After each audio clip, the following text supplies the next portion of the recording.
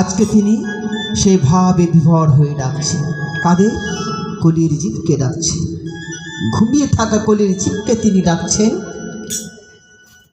কিন্তু মহাপ্রভুর এই ডাকে সাড়া দিয়ে যখন কেউ যাচ্ছে না, তখন মহাপ্রভু মান করছেন, অভিমান করে বসছেন। কিন্তু অভিমান করলে কি হয়? অভিমান করলে যে প্রতিজ্ঞা তিনি ধারণ করে এসেছেন কলিধামে, এবে অস্ত্র না ধরিব, প্রাণী কারে না মারিব, হরিনামে দিয়ে জগতের করিব উদ্ধার। তো ঘুমালে তো হয় না। মহাপ্রভু বললেন, আমি ঘুমিয়ে থাকলে তো জগৎ ঘুমিয়ে থাকবে। আমি তো এসেছি ঘুমন্ত জাতিকে জাগাবো। আমি যদি না জাগি তাহলে জগৎ জাগবে কেন?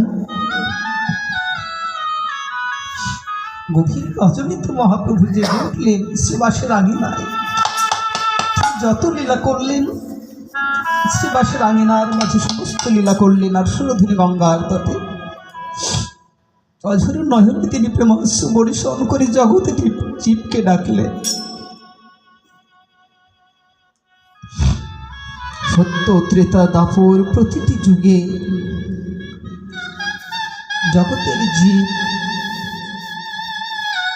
ধ্যান যজ্ঞ অর্চনার মাধ্যমে ভগবানকে লাভ করেছে।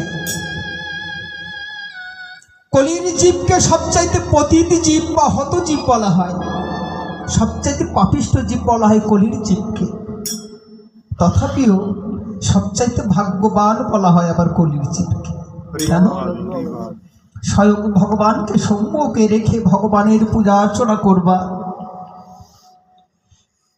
যে সুখ, সেটি কেবল কলির জীব পেয়েছে, আর কেউ পায়নি।